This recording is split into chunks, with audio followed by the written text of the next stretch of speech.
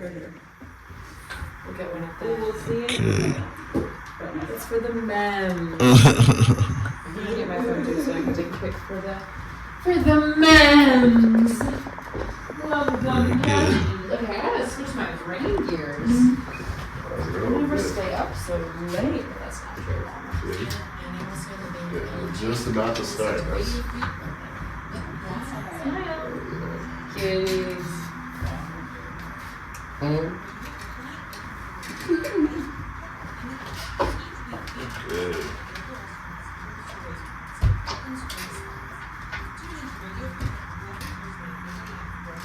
In the kitchen. Hello. Let me record on here. Bow. Hello. Can you guys let me know if you can hear anything? If you need things louder. I can hear it. Softer. I can hear ya. Yeah. Okay. I'm good. All right. Wow. What the? Oh no, my mic just did something real weird. Oh no. I'm gonna have to hold this mic. Oh no. Your mic looks like it's funky and from the future. My mic is real funky right now. This is not good. I don't want to improvise with this. Like it's from the future. That's pretty cool. This part is from the past right now. What happened? Hold on. Technical difficulties. Yeah. Well, Wait, are you trying to loosen it, or are you No, trying you're just trying to tighten it. I just tried to tighten it. But this you thing, gotta do. It's lefty loosey, righty tighty. This thing just came the most loosest. It's all part of the show. Oh my god. Ladies and gentlemen, welcome to No Suggestion. We're experiencing immediate technical difficulties. Wow. I'm going to have to hold my mic this whole episode. No, All right. God damn it. All right. Here we go. It's No Suggestion, everybody. It's an improv comedy talk show. I'm Ralph Giampiero, your host. We got some wonderful guest co-hosts with us this week. I'm so happy. We got Liz Coyne. Hey. Back in the place to be, Liz Coyne. We got Onyi Okoli. What's up? Back in the place to be. Oh yes, two of my favorites. Yes, and this is the 6S series. 6S. Some suggestions, sometimes summer school series. Hey. I do like that. I heard like that. Yeah, that's pretty good. Some suggestions, sometimes. Yes, and in this series, I'll invite some of my favorite performers in the city who have no improv experience onto the show. And I invite some of the best improvisers in the city, and we're gonna give this performer a private, individual, special improv lesson, a private improv lesson just for them. This week we got my brother, one of my favorite stand-ups in the city, Kevin Sanchez, in the place. Yo, what up? what outfit? What are you repping right now? What right outfits? now? Yeah, what show? What theater? What club? What are you repping? What am I repping right now? Yeah. Right now, I'm doing a lot of shows for Don't Tell. Okay. Don't Beautiful. Tell booking me. I see clips from them a lot. What exactly is Don't Tell? It's an organization that asks non-traditional places to do stand-up comedy. Oh, cool. So they're like what's the name of that thing that they used to do? So far. Like So Far. Yeah, It's like so far for comedy. Wow, that's cool. Yeah, so they booking me. I don't gotta worry about bringing people. I could just do some time. And I'm getting booked all over the city right now. It's fun. I'm having a lot of fun doing stand-up right now. Killing it. I always love when I see your clips online. I never have said this to you. I'm going to say this on the air. Oh, Whoa. I remember when we met. Maybe I've said this to you before. There was you had such an innocent, bright-eyed, like, I don't know about comedy, man. I just started. I'm so excited. And you've grown into such a what do I want to say? Just a veteran. Just like you have just this energy, like, man, I'm here to play. I'm here to play. It wasn't nerdy. It was just earnest and excited to start whatever journey you saw was in front of you. I could see that on you, and I was like, I love this. Oh, thank you, man. Yeah, that's the coolest shit ever. Yeah, Aww. it was really great to meet you. I'm glad somebody saw that. Yeah, I met you. You know what it was? I stood clear from you from 2020 to 2022. I was a different human being. I was Evil Kev. Really? I was kind of bitter and angry and upset at motherfucker. Wow. Okay. Oh, no. You could say whatever you feel comfortable to say. I'm going to warn you now. I didn't tell you this. So at any point during this episode, any of us, we can start an improv scene, including you, can just start one. And it will happen without warning. It'll just start, okay?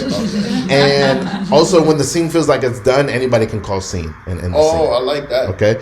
So I'm just telling you that may happen. But please tell us about Evil Kev. Nah, I call it pandemic brain. When wow. I had pandemic brain, I didn't like the idea of doing comedy in a park. I wasn't for it. So me and my boy, and we just did. We saw you know who. Yeah. And we saw Fear and Loathing in Vegas, and we just did shrooms for the whole 6. Remember that 2020 period? We just did shrooms, and it kind of broke my brain. And then I was just balling.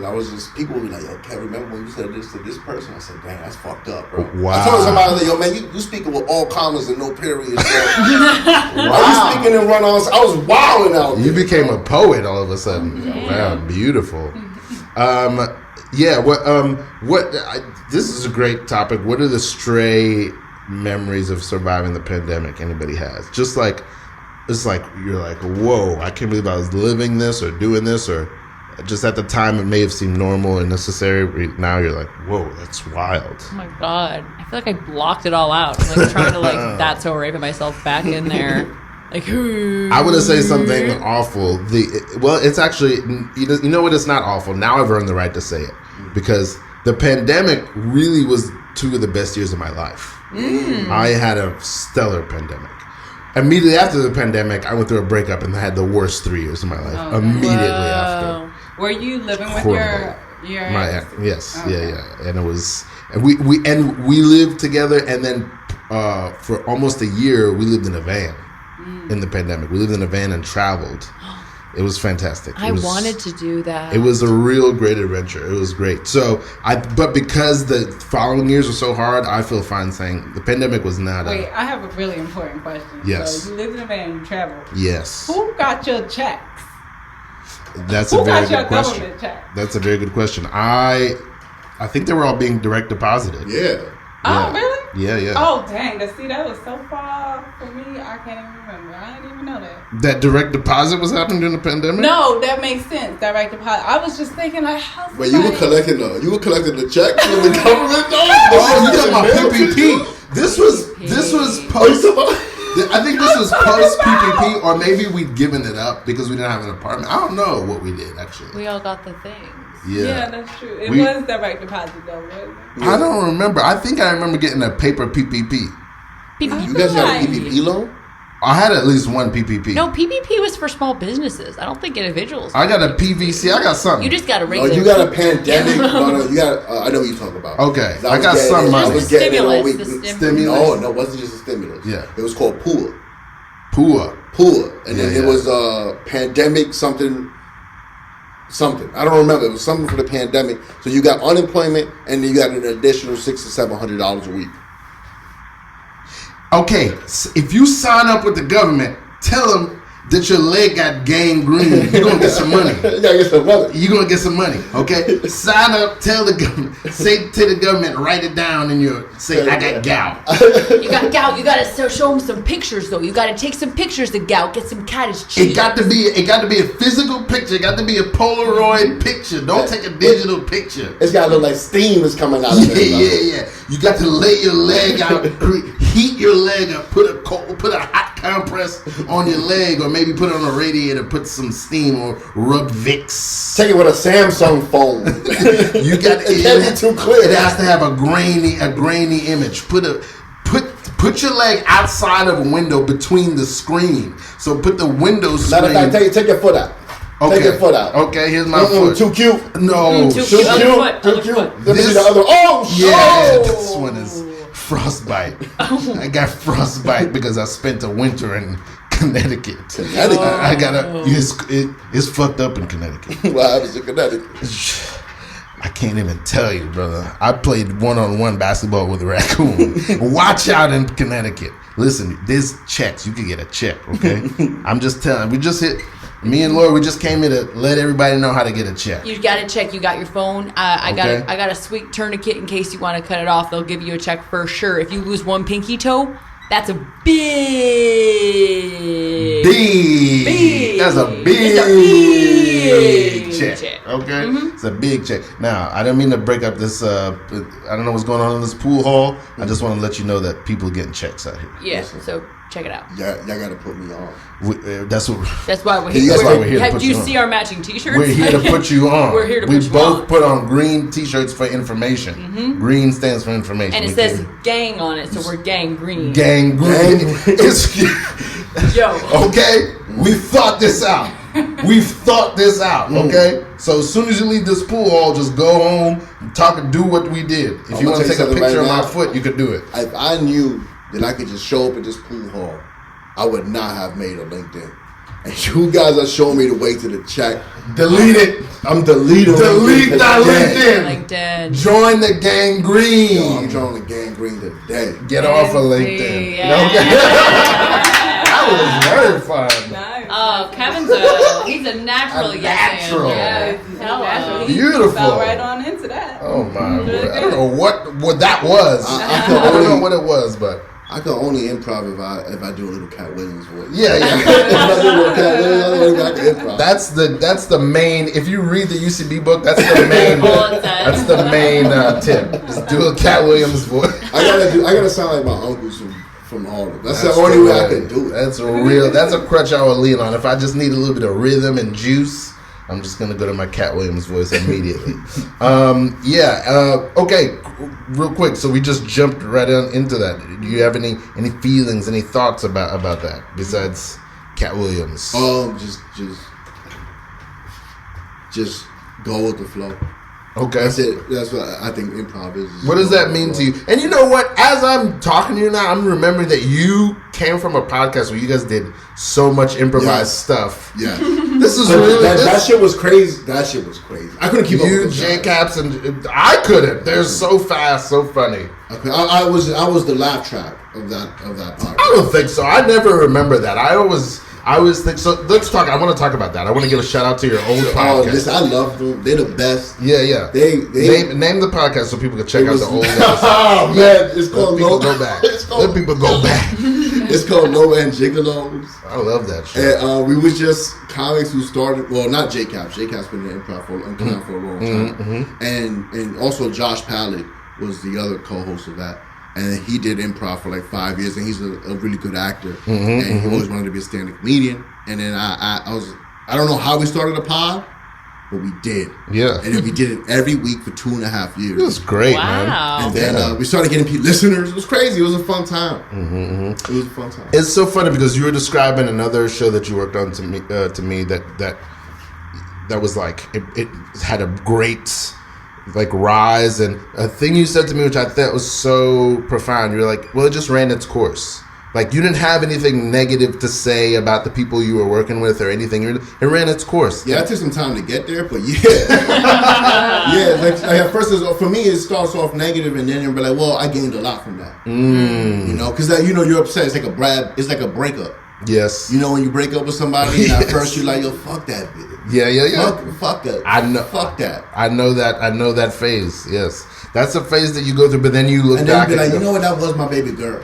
that was my That was baby baby girl. right there. Aw. Yeah. Man, I love this. I love this topic. The distance and the perspective to be like, oh, but I gained this and this and this, and this person's probably going through this and this and this.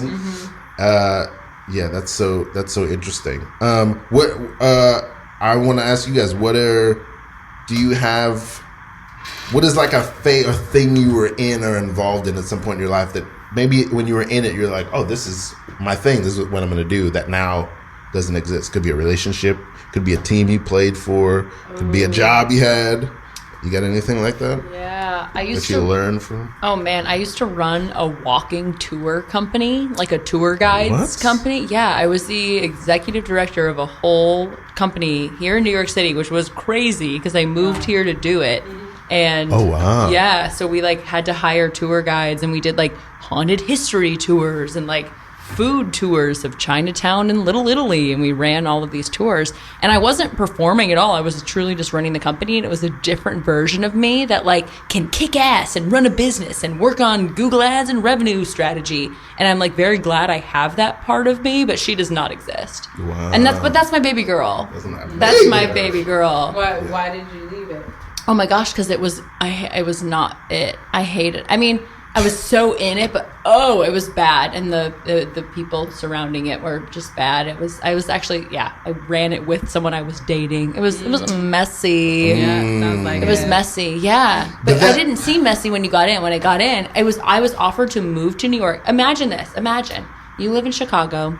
You're a performer, but you're like have this day job. The day job, you've been dating someone for 3 months who also works there, and the owner is like, y'all should move to New York, run this company together, and live in the apartment that the company will pay for. Oh, sign me Would you up. do it? Yeah, absolutely. What? Wait, talk about that, Onyi. What? I didn't expect you to say that. Well, you didn't expect me to be like, I will move. Yeah, talk if about they that. want to pay for free housing, absolutely. Literally. Yeah, I'll totally do that. I mean, that's kind of. I mean, not the significant other part, but kind of what happened to me in the sense that I was like, well, but I wanted to come up to New York, and I just used the job that I had, which was property management, that got me up here. Okay. And they were like, but they ain't paid for my daggone apartment. I wish. But That is so wild. I was about to. Okay, if you ever seen, there's a joke that Norman Down does about Byron Allen. God bless you, Byron Allen. But he does this joke. He goes, Byron Allen had the worst transitions. He would turn to like John Lovitz and go, John, I hear you're getting older. This is the worst transition. But First one was bad funny. it's so funny, dude. Kenneth, I hear you getting fat. Kenneth, I've gained a little weight. you have. I've gained a little weight, and I didn't think anyone would notice. Oh, we've noticed. All right, what do you think? Well, wait, you guys are talking about? Well, you can't fit any of the clothing that we designed for this band. Hey, I'm sorry, but we're a band in New York. All right, I'm from Ohio. I wasn't used to this kind of goddamn food. You didn't warn me. Well, I told you they had pizza for $1. That should have been No one enough. told me it was gonna be good for $1. You hear any meal is for $1, you think it's not gonna be good, and it's good. Have you forgotten our late brother Jelly? Okay. What about our late brother Jed? All right, so what? So he lost a foot, joined a guy in green, trying to get a check. All right. He joined Gang Green, trying to get a check. All right, and now he's not with us because the diabetes got out of hand. Yes, exactly. And I'm So not what do gonna you be think he check. was eating? He was eating the dollar pizza. So why the fuck would you sign me, have me sign that goddamn contract, and send me to New York? Well, I thought you would be different. Well, guess what? I'm not different. I would never be different. I eat the crust first, motherfucker. Such a disappointment. Don't you? Do you think I am fat? Liz? Do you think I'm fat?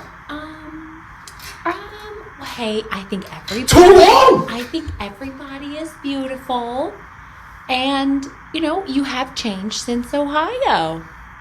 I think everyone changes when they leave Ohio.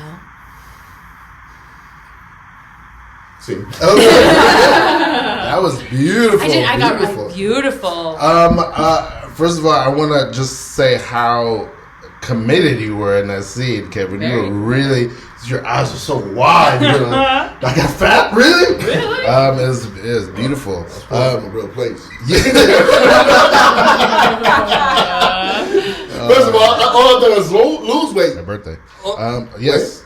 Well, no. It's just on the screen. That's my birthday on the screen. Yeah. Oh, 11/19. Yeah, it happens randomly. I thought you threw a random birthday party with us. You guys would be the ones I'd invite. Happy birthday. I would love to commend Kevin's callback. We had a callback to the Gang the Green first scene? from season I don't one. know, is that something you could do? Sure. Sure. It's the audience likes it because they're like, oh, they said that before. Yeah, it's just like in stand up. It's like, oh, you can use that to show the audience that you're listening and paying attention or whatever. Any other immediate feelings or impressions or like? Don't do Catwoman. You did it. Yeah, you did it. Into Ohio. I think it's very as much as I could. Yes, absolutely, absolutely. Wait, you're not from Ohio. You're from Iowa? I'm from Iowa. But just envisioning Kevin being like a man from Ohio is a funny bit. Because you're just such a New York dude. Pure New York. Have you ever even been to Ohio, Kevin? Yes, recently. Really? Yeah, I did some shows over there. All right, let me. Did you ever go with? Are you friends with Sean Wickens? No, I'm not. I know Sean Wickens. We're friendly.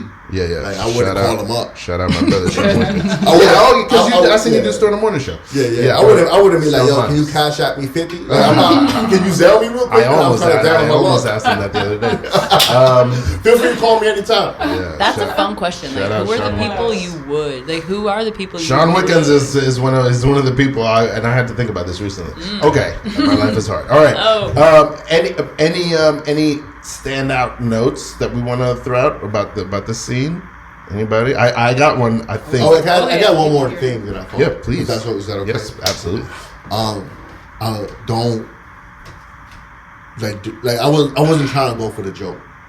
Oh yes, I was just you're playing it really it was straight. Very good. It was beautiful. Yeah. The one thing I would say, I want to try some of that scene again. And the one thing I would say is you had so much passion about like, oh, I got fat. You didn't tell me. Here's a tool I'm gonna say. Well, just a game we're gonna try.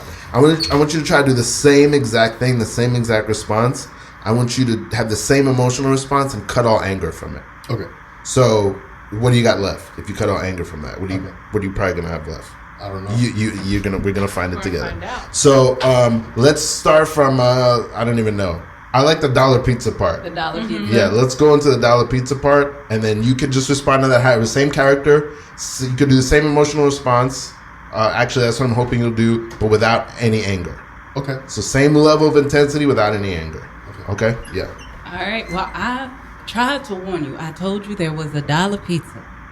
That was the best goddamn dollar pizza ever. I know. It's addictive. It's so good. But you have to say no. For the sake of this team, for the sake of this band, for your waistline. What? Like, you gotta say no. To dollar pizza? Yes. To dollar pizza. I don't think I can say no to dollar pizza. You gotta say no to dollar pizza. If you can't say no to dollar pizza, how you gonna say no to fried Oreos? Who says I want to say no to fried Oreos? You gotta say no to fried Oreos. I can't say no to fried Oreos. How do you expect to play the trombone in this band if you're gonna eat fried Oreos and dollar pizza? Kevin is looking up at God. Sing it. That was fantastic. I don't know if I could have the same energy. No, and that not was be angry. That was fantastic. That was fantastic. Wait, can you give me an example of? Like, You did it. You did it. You did it. That was it. There's no right or wrong. Yeah. And it really did you. I wonder if you felt, Kevin, that it was kind of ping ponging. It felt kind of going up. Instead of having to come up with more new things to talk about, you kind of were building skyscrapers instead of cities. Like you're going kind of up and up. Yeah. Yeah, I think there's something about anger. It's the same in, I think it works in stand-up, but I think the people who can do it, we like to see it on them. I think it's the same with improv. Some people in improv can play anger. Some people cannot. It depends on the scene, but also depends on the improviser. Yeah. Some improvisers, you like to see them angry because they're tiny. There's just something about them it's fun to, you know what I mean? There's certain people in your life, it's fun to see them angry. Other people in your life, I'd rather not see them angry. There's a short guy right now. I'm like, you gotta stop being angry, bro. Yeah. It doesn't work for him. It don't work for him. Right. Not for me, but like maybe the other. Nah, it don't work. Yeah, I want to double down on what you're saying in terms of the anger. I think is when you're angry, it's hard for you to listen, and listening is the most important thing when you're trying to build a scene together with your partner in improv. Because what you can do is you can get so lost in the anger that you create the scene yourself, not listening to what your scene partner is giving you to help you build the scene. Yeah, this approach, I think, just as a game, whatever it was, but I think it just gave you a little bit more softness and more receptiveness to what Onyi was doing. You guys did it was a stronger job building this thing up together than before. And also it's just nice to see somebody show their sadness or listen, I really got to eat this $1 pizza. Yeah. You know what I mean? It's a little bit, you reveal a little bit more than being angry might reveal. I just have the impulse to say this again. These guys are both second time guests on No Suggestion. Onyi, did you know Onyi before tonight? No, I don't Onyi is part of a team called Branded Silk, which, for my money, might be the best improv team in the city. Hey, Whoa. They're such a great team. I just want to say that. Yes, they're so good, such great players. So we're getting a treat tonight. That's really good advice. And what else did I want to say? I got nothing. That is good advice. I feel like a big pro tip that when I learned it, I was like, oh, that makes so much sense. Is don't pick a fight. Like in improv, it's sometimes it's your first instinct when you're starting a scene because it's like something's got to happen. I got to make something happen, and so then picking a fight can be the way to do it. And then once you start, it's hard. That's basically how I write stand up, is pick a fight. Talk about that, please. So when I pick a fight with like my thoughts, I pick a fight with the world. I pick a fight with like okay, this is how I've been thinking for 4 months about this bit, right? But who the fuck are you to think that way about that bit? Or sometimes I'm like, like that's how I write. Or like. Well, because it's easier, right? It feels easy. It comes naturally. And it's something that's it's strong, it's powerful. You have an opinion about it, and so the writing will flow easier from that place. And I think that's probably the difference between stand up and, or it's there's similarities. I think one of the first exercises as an improviser, when you teach new improvisers, is to think of a time where they're angry, because you can really start spitting off of the mouth from that anger place.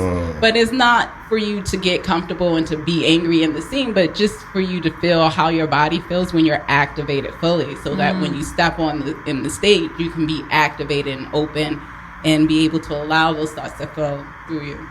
I think another thing that probably improvisers could learn more from stand-ups is, I think an activity like that, it gets you more in, because I think a lot of people think improv is about being quick and witty, all this bullshit, and really it's like, just like stand-up, it's like really the more you know yourself and your voice and what is true to you, because then you either can push a lot of that out, or you can go, well, what is the opposite of this, or what's adjacent to this, or and connect to that maybe through empathy or whatever it is. But how do you connect to something that is like